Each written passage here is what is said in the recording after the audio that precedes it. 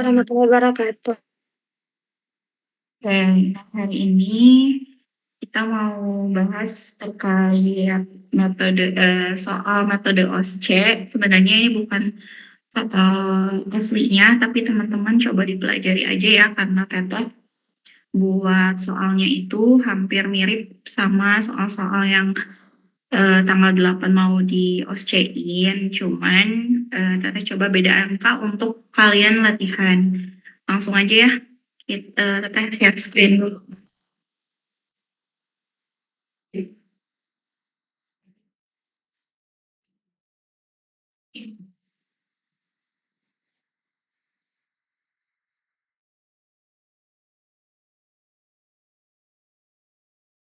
Nah, ada belum?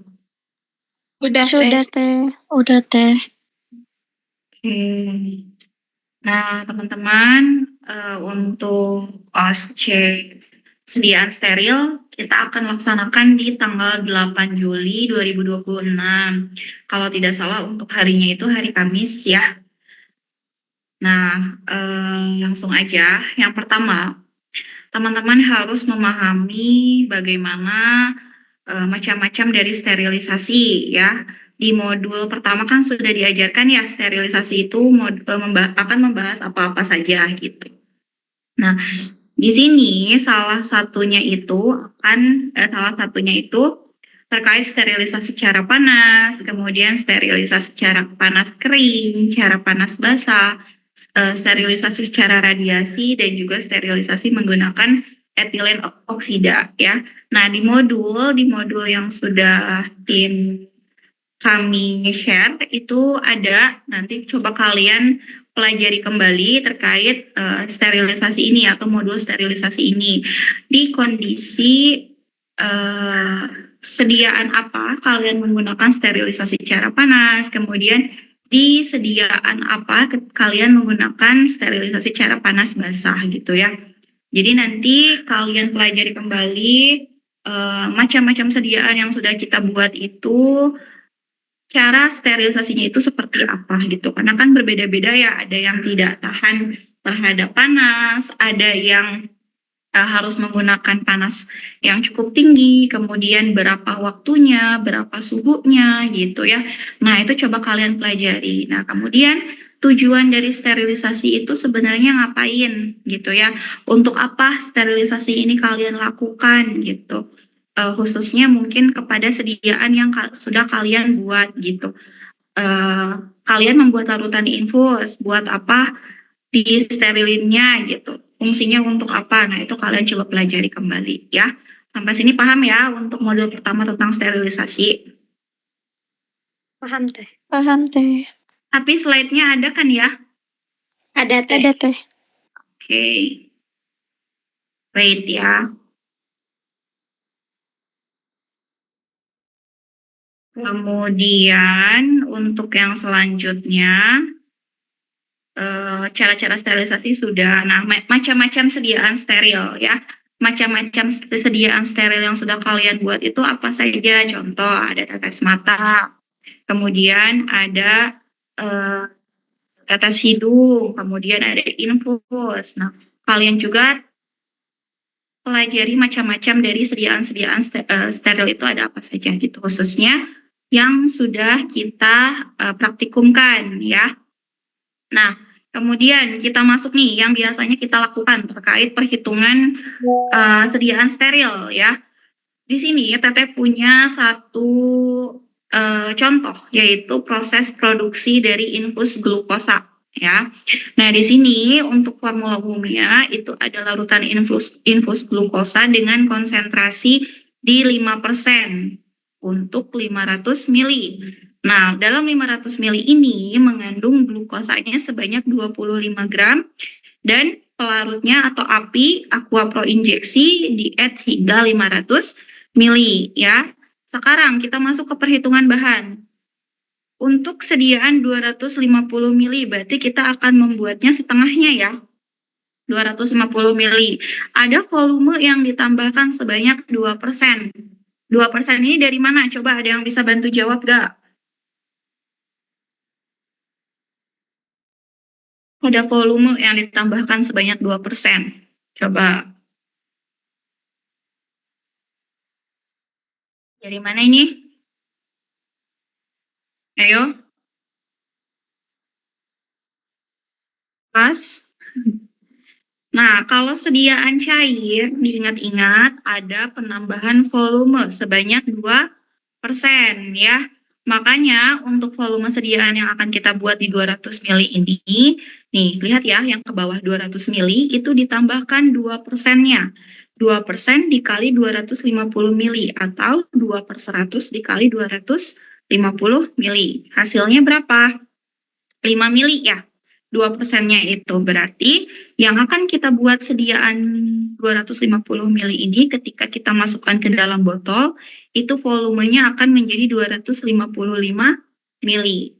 Ya, kalian ingat-ingat, kalau larutan cair ada volume yang ditambahkan sebanyak 2%.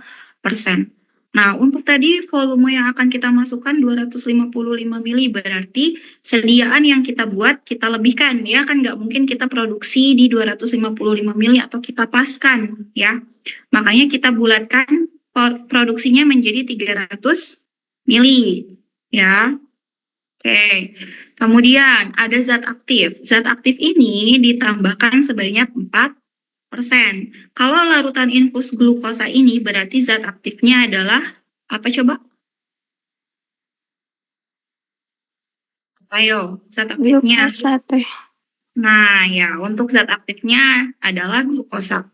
Berapa besaran glukosanya yang harus kalian timbang ketika membuat 300 mili? Nah, tadi kan di 500 mili itu mengandung 25 gram ya. Berarti glukosanya 25 gram per 500 mili sediaan yang sudah beredar di pasaran, kita kalikan dengan 300 mili atau besaran sediaan yang akan kita produksi. Sampai sini paham ya?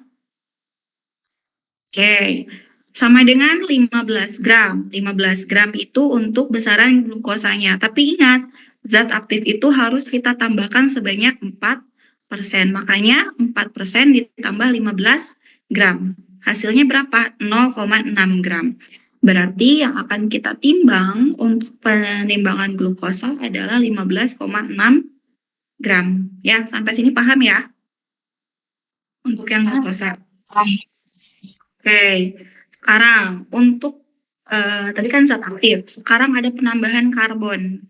Ada yang masih ingat nggak karbon itu fungsinya untuk apa? Ayo, kan mau ujian harus bisa jawab. Teh atau antibakteri. Ya, untuk membunuh patogen-patogen. Nah, karbon di sini dengan konsentrasi di 0,1%. Nah, untuk penimbangan bahannya di 0,1/100 karena dalam bentuk persen. Kemudian kita kalikan dengan jumlah sediaan yang akan kita buat atau akan kita produksi, yaitu 300 mili. Nah, untuk besaran karbonnya berarti di 0,3 gram. Ya. Kemudian ada NaCl. NaCl ini kita timbang 0,0347/100 mili. Atau per 300 mili itu di 0,1091 gram ya, ini untuk 300 mili. Nah, kemudian kalau larutan infus ini pastinya ada perhitungan tonisitas ya. Untuk perhitungan tonisitasnya sendiri kita masih rumusnya masih sama untuk ketetapan, kemudian untuk delta TB atau titik beku dan juga untuk konsentrasi ya. Untuk delta titik bekunya nanti di soal pada saat kalian USC akan diketahui. Nah, kalau untuk konsentrasinya kita ambil dari besaran persenan yang sudah ada di pasaran. Kan judulnya kita larutan infus glukosa dengan konsentrasi di 5%. Berarti udah jelas ya konsentrasinya adalah 5%. Nah, titik beku untuk si larutan infus glukosa ini atau glukosa ini di 0,1. Ya, 0,1. Berarti kita langsung masukkan ke rumus ketetapannya. Ya, sama dengan 0,52 dikurangin delta titik beku dikali konsentrasi dibagi 0,576. Ya, untuk delta titik beku sama konsentrasinya kita ganti. Untuk angka ketetapannya masih sama. Menghasilkan di 0,02 dibagi 0,576 ya, menghasilkan 0,347%, atau bisa kita simpulkan bahwa perhitungan dari si larutan infus ini adalah termasuknya hipotonis, makanya kita perlu penambahan dari si NaCl gitu ya. Sampai sini paham nggak teman-teman? Paham teh. Paham teh. Benar.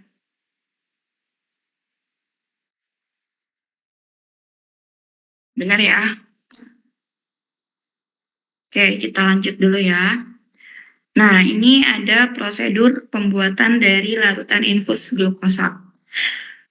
Teman-teman harus lebih fokus ke larutan infusnya ya, karena soal OSC-nya kita akan lebih banyak di larutan infus.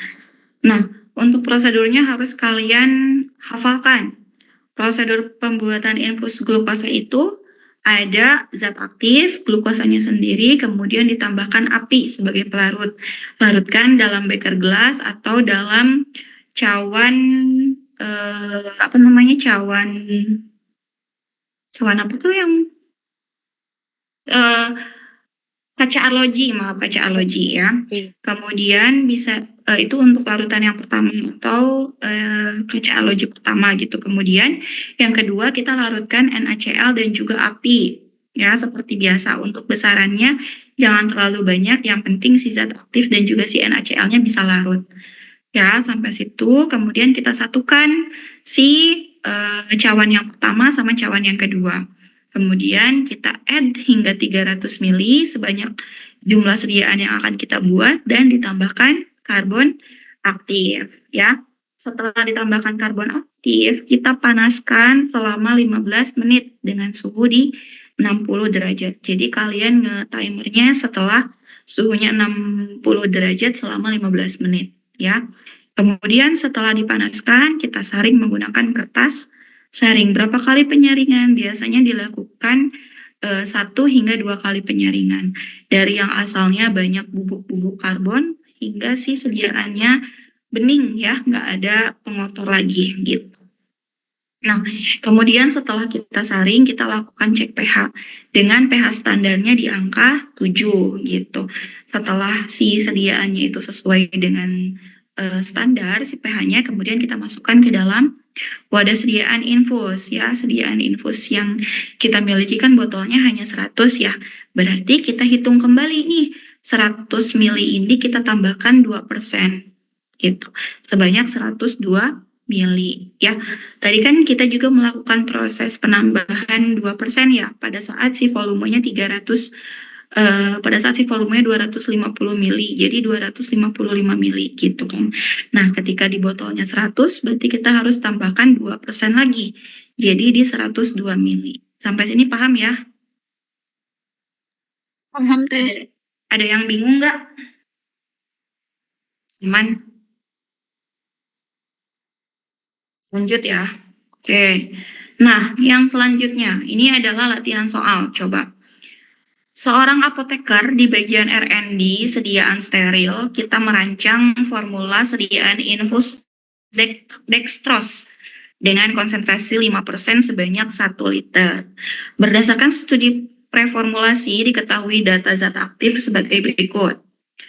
Zat aktifnya udah jelas ya, dextrose anhidrat, atau zat yang termasuk zat non-elektrolit, dengan bobot molekul dextrose itu di 180,16 gram per mol, dengan nilai ekuivalennya NaCl-nya di 0,16. Di sini ada 3 pertanyaan yang harus teman-teman pahami. Yang pertama, terkait menghitung zat aktif yang diperlukan saat membuat sediaan tersebut.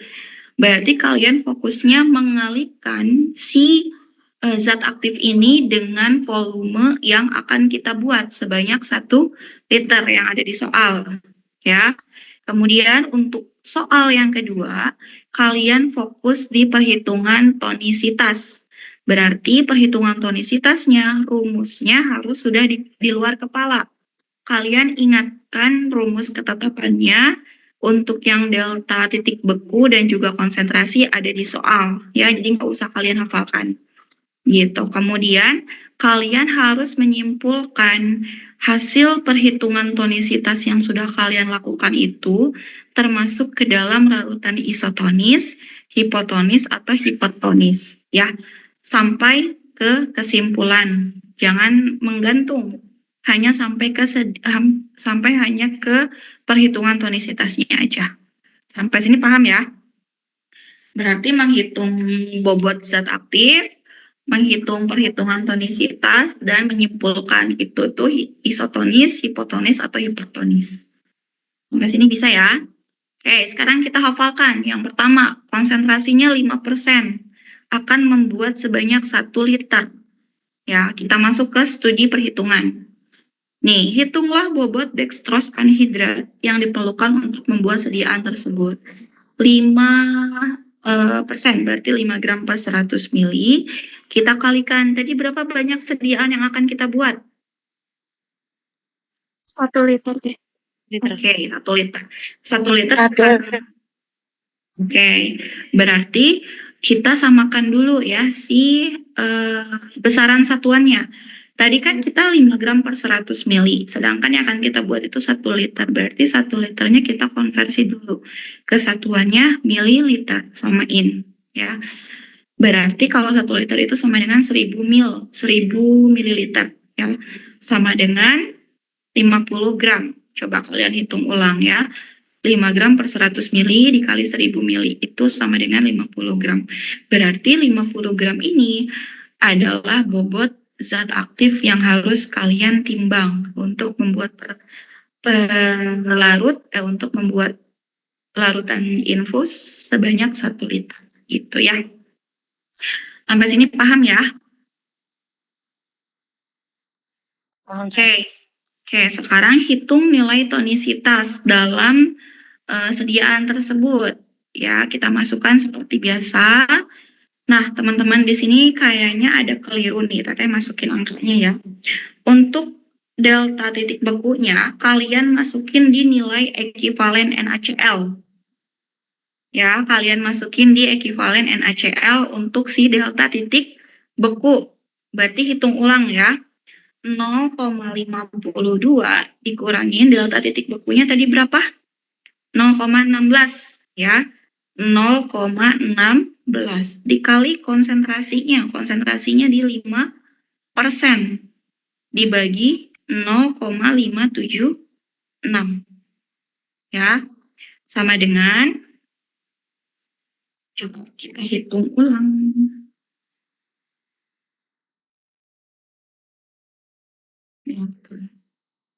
Coba dibantu hitung ulang guys, berapa? 0,16 dikali 0,8. 0,52 itu dikurangin 0,80 dibagi 0,576 ya. Sambil hitung ya kalian juga ya. 0,8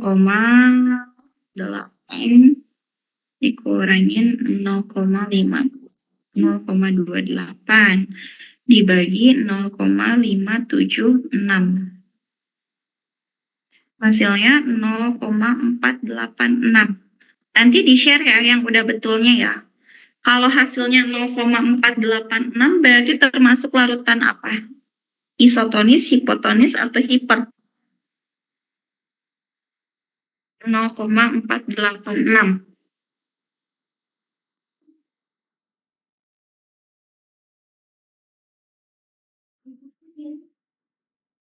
Halo.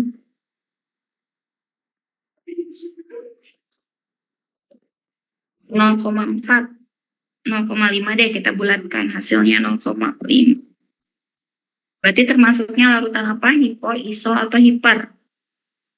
Selpa. Hipotonis deh. Hipotonis. Oke, berarti perlu penambahan NaCl. Oke, oh ya. Yang selanjutnya sampai sini bisa ya? Bisa teh. Oke, coba.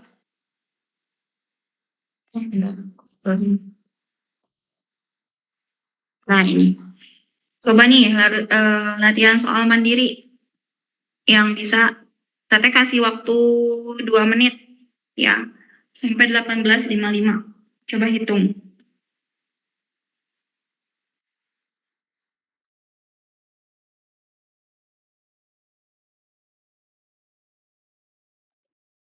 Nanti Teteh panggil acak ya. Jadi semuanya harus ngitung. Cewek cowok juga.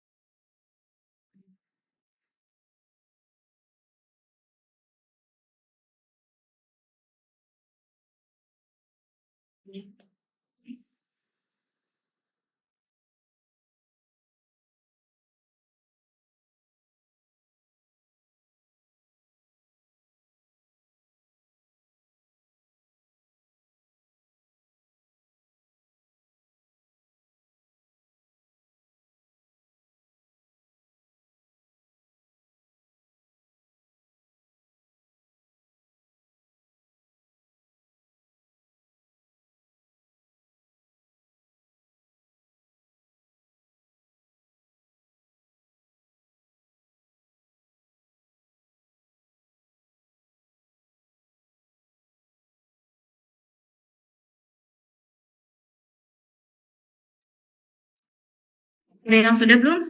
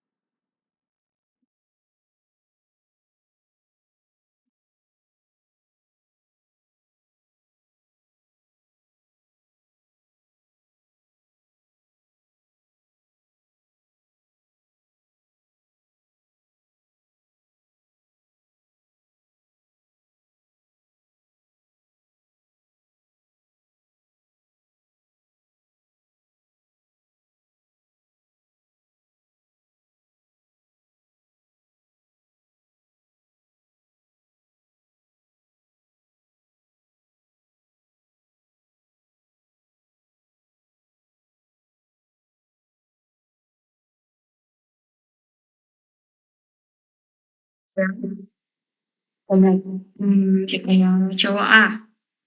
Ihsan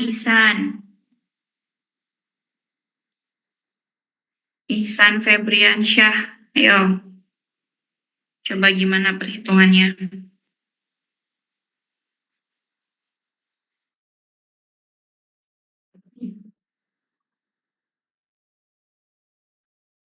Baru dapat yang bobot manitol aja teh. Berapa monitornya? 50. 50 gram. Caranya gimana? Ini kan diketahui desanya manitol 10% sebanyak 500 mili. Dimasukin ke rumus 10 per 100 dikali 500 mili. Hasilnya 50 gram. Oke, sip. Sekarang berarti yang tonisitasnya siapa ya? Rifania coba nilai tonisitasnya. Nilai tonisitasnya tuh 0,347% ya teh. Coba gimana perhitungannya? Jadi rumusnya itu W sama dengan 0,52 dikurangi dari delta TF-nya itu 0,10 dikali 5 sama dengan 0,50. Nah, dimasukin ke rumusnya jadi W sama dengan 0,52 dikurangi 0,50 dibagi 0,576. Hasilnya jadi 0,0347%. B-nya itu pakai nilai titik ekivalen NaCl. Nih, yang di 0,18 ya, yang ini. Berarti nilai delta TB-nya di 0,18. Untuk konsentrasinya di 10%. Ya, Fania ya, betul kan ya? Iya, Oke. Teh. Apalagi Selva, coba diperbaiki hitungannya Rifania.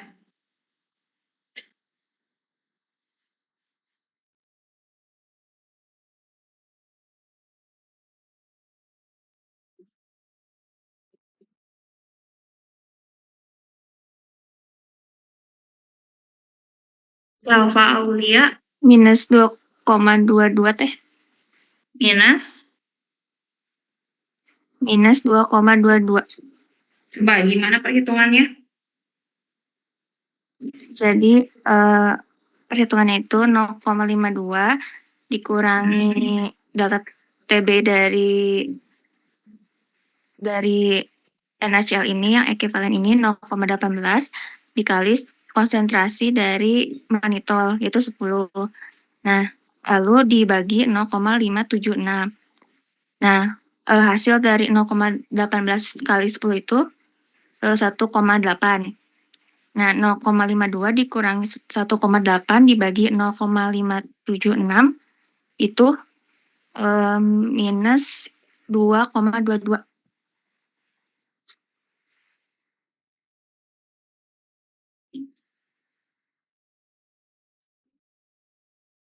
Ini dia termasuknya hipo apa iso? Hipertonis teh.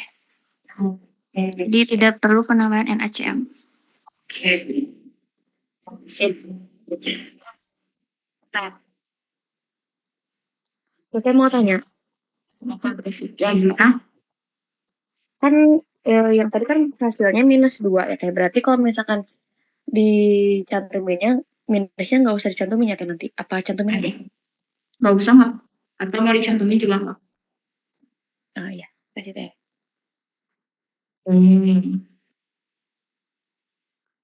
Terus lanjut ya.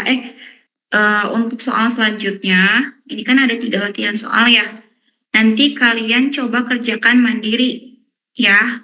Nanti kalian coba kerjakan mandiri. Untuk contoh soalnya ini ada di PPT juga, tapi nanti Teteh mau perbaiki dulu untuk yang ini ya. Untuk yang di nilai tonisitas yang ada di latihan soal ini. Oke, nah ada yang perlu kalian perhatikan lagi ya, sama Teteh ditegasin lagi nih. Yang pertama soalnya ya, Teteh kasih kisi-kisinya nih. Yang pertama soalnya kalian hanya menghitung si zat aktifnya saja ya, hanya menghitung bobot zat aktifnya saja. Contohnya seperti tadi, besaran si dextrose anhidratnya saja atau si glukosanya saja gitu. Jadi kalian perhatikan berapa konsentrasi si zat aktif dan berapa pelarut yang akan kalian buat sediaan. Ya, itu yang harus kalian perhatikan. Kemudian yang kedua, perhatikan nilai tonisitas. Kalian harus dihafalkan, harus di luar kepala untuk rumus tonisitasnya. Kan kalau biasanya di praktikum kita sudah diketahui ya nilai delta titik bekunya berapa.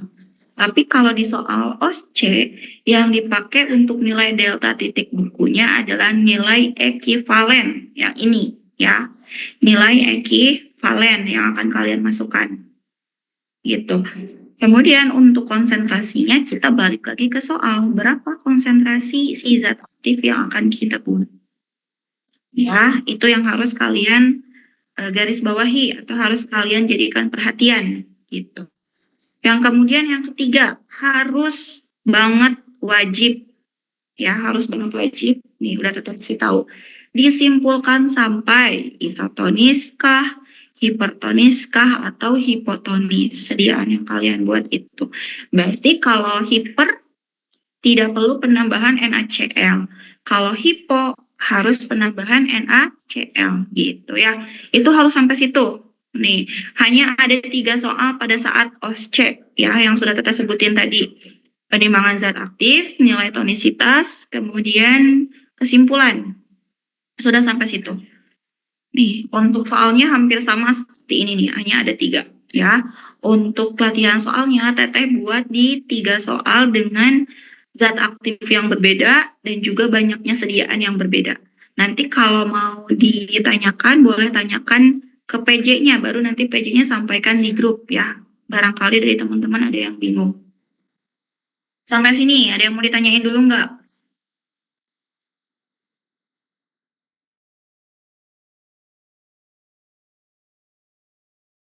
Dari Bu Siska ada tambahan dulu nggak, Bu?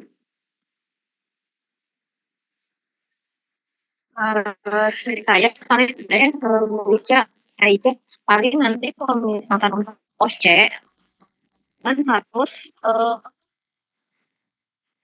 mas itu yang pertama dilakukan just lab nanti kayaknya untuk kepala itu harus benar-benar sudah terpakai gitu ya. Nanti kalau misalkan itu jadi untuk penguji di situ kita nggak akan bilang pakai ini gitu ya. Tapi pas masuk itu kalian benar-benar harus sudah dipakai semuanya gitu. Jadi penguji itu menggunakan di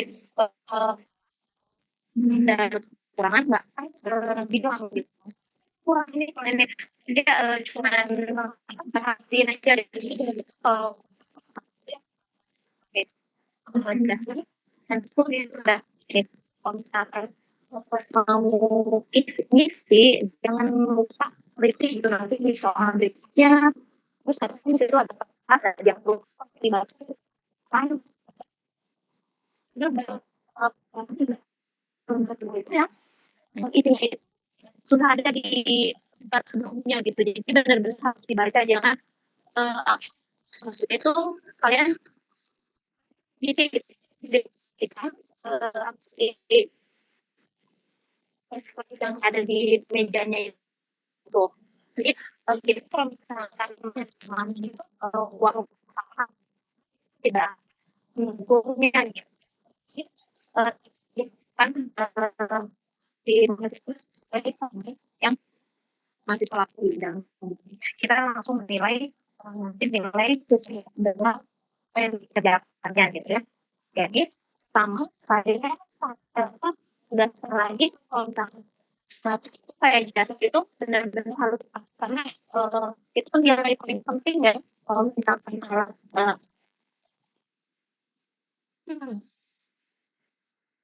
paling utama masuk itu sudah menggunakan jasa dan lain-lain. Jadi Teja, murah nggak Teja? Terima kasih. Udah patah ya? Nanti sama aku diperjelas aja, Bu. Iya, ya. Paling itu aja dan saya. Oke, siap. Terima kasih, Bu. Nah, ya mungkin Teteh izin memperjelas ya apa yang sudah disampaikan sama Bu Siska. Jadi, kalian pada saat OSCE itu, semua APD harus kalian pakai. Apa saja APD yang akan digunakan? Jas lab, handscoon, kemudian hair cap, ya, penutup kepala, masker, jangan lupa. Kemudian menggunakan sepatu tertutup. Nah, itu tuh menjadi poin plus ketika semua APD yang kalian gunakan itu sudah lengkap. Jadi nanti kami selaku penguji tidak akan berkomentar apapun terhadap apapun yang kalian lakukan di dalam ruangan. Mau itu kalian melakukannya benar, mau itu kalian melakukannya salah. Kami selaku penguji hanya diam saja gitu ya. Hanya menilai saja, nggak akan membenarkan apa yang akan kalian lakukan gitu atau mengklarifikasi apa kesalahan kalian gitu ya. Itu poin yang pertama, APD gitu. Kemudian poin yang kedua, nanti kalian pada saat masuk ke ruangan itu akan membaca pengarah atau petunjuk gitu ya. Kalian baca baik-baik, kemudian perhatikan apa yang menjadi poin penting di pendahuluan tersebut. Karena pada saat ujian itu kalian akan diberikan 2 lembar ya. Kalian akan diberikan 2 lembar. Untuk lembar yang pertama, itu jawabannya ada di depan semua, ada di pendahuluan semua. Ya, untuk jawabannya ada di depan semua, itu makanya kalian bacanya harus dengan teliti. Poin-poin apa saja yang harus kalian hafalkan dan ingatkan untuk menjawab di lembar yang pertama gitu. Nanti kan ada waktunya, misal 1 menit kalian membaca si petunjuk kalian baca ya di luar ruangan itu. Di waktu nanti ketika sudah habis waktunya kalian masuk, bel berbunyi, kalian masuk dan kerjakan latihan soal di lembar 1 gitu. Kemudian dilanjutkan dengan mengerjakan lembar kedua. Isinya apa? Isinya ya yang tadi yang Tata sebutkan ada 3 tadi ya. Perhitungan, nilai tonisitas sama kesimpulan gitu.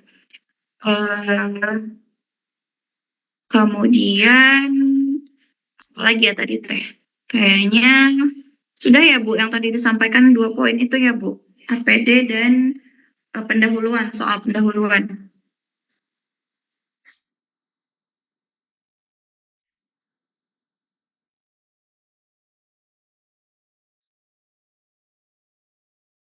Sudah Bu, itu aja yang poin. Ya. Oke, teman-teman ada yang mau ditanyain lagi nggak?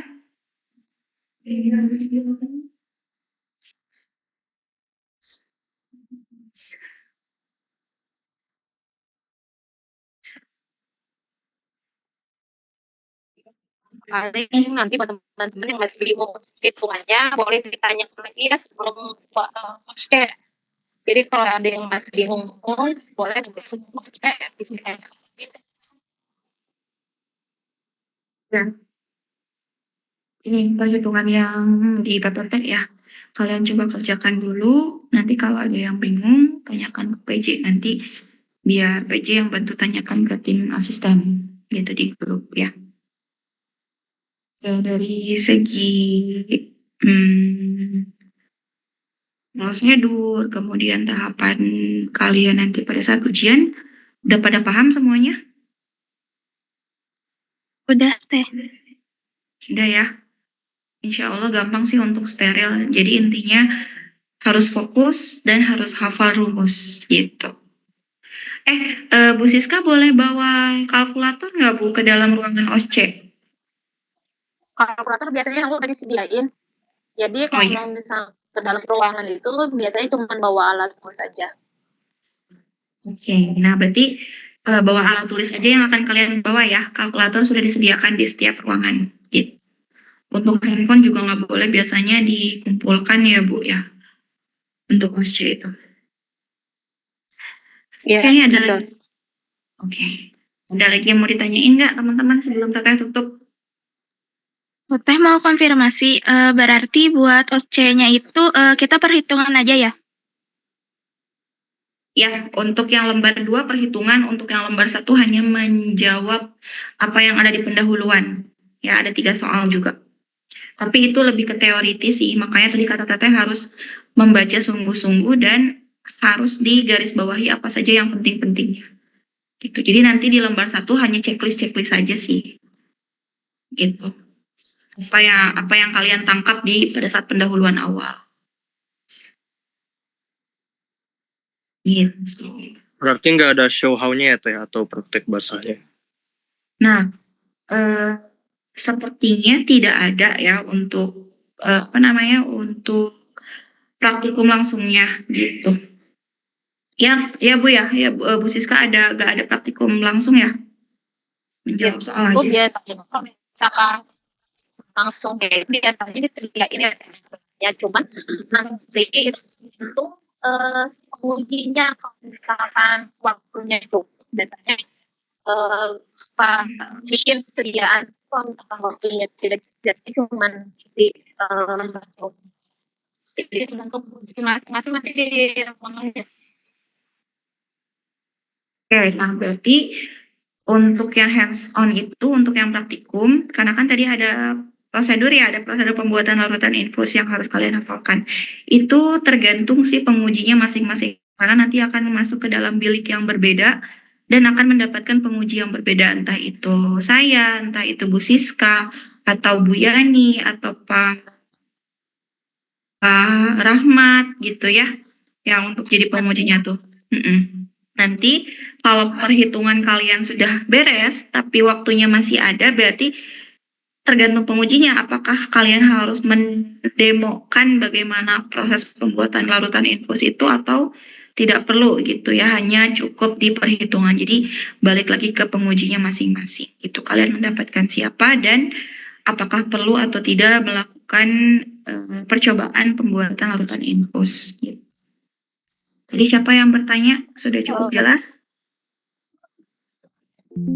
Biasanya kalau misalkan nggak dilakukan prakteknya kita ini harus prosedurnya nanti juga ditanya prosedurnya itu ya, jadi selain tulis di lembar jawaban nanti kita juga ya yang dilakukannya misalkan berapa gram yang harus yang dibutuhkannya masing-masing ya gitu. Jadi nanti ditanya itu.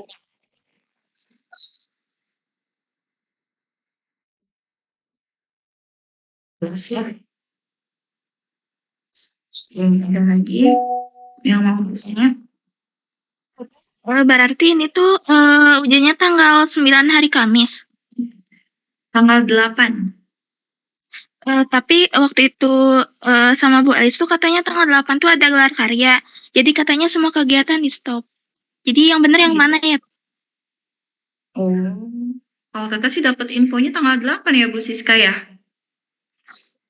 Iya, kita belum dapat info perubahan jadwal aja. Paling nanti kalau misalkan ada perubahan jadwal ya nanti dikabarin lagi. Soalnya kalau misalkan info ke kita itu kita masih di tanggal 8 ya.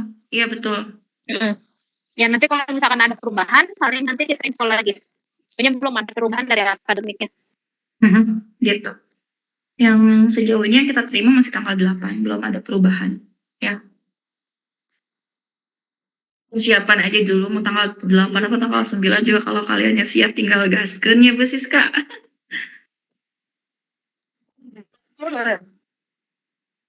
Ayo jangan jarelek nilai UTS-nya jarelek. Kita pusing ya Bu Siska ya mau ngasih nilai berapa masa nilainya ada yang 25. Ada yang 50. Padahal waktu kita diskusi itu soalnya udah plek-ketiplek soal ujiannya itu yang kita diskusiin itu, tapi tetap gue nilai ujiannya jelek. Malu ini mah pengujinya bukan dari kita doang ya Bu ya, ada dari Bu Yani, ada dari Pak Ahmad. Pak, ada lagi mau ditanyain nggak sampai 19.20 deh?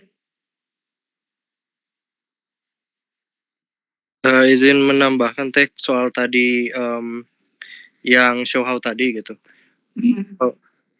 Kalau tadi kan disebutkan kalau penguji itu nggak akan ngasih tahu apa-apa ya Teh. Berarti kalau misalkan pengujinya beda-beda tapi mau show how itu apakah harus konfirmasi dulu, nanya dulu gitu atau gimana Teh? Kan pengujinya memberikan arahan, misal coba coba dipraktekkan bagaimana prosedur larutan infus atau berapa sih besaran larutan zat aktif yang digunakan gitu. Itu kan kami bertanya gitu. Kalau kami bertanya, berarti kalian tugasnya hanya menjawab gitu. Tapi kalau kami tidak bertanya dan kami diam saja ya sudah gitu. Oke, baik. Jadi nunggu waktunya habis aja.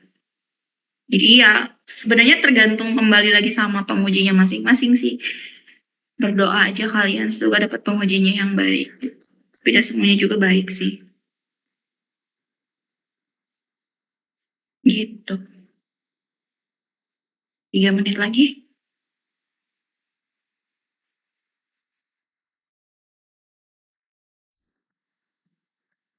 Ayo, yang mau ditanya.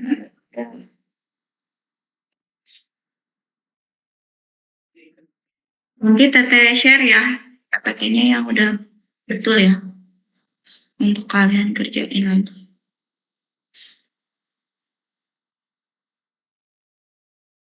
Udah aman ini Teh? Aman ya? Ya Allah. Ya mungkin ditutup aja ya Bu Siska. Atau Bu Siska ada mau tambahan lagi?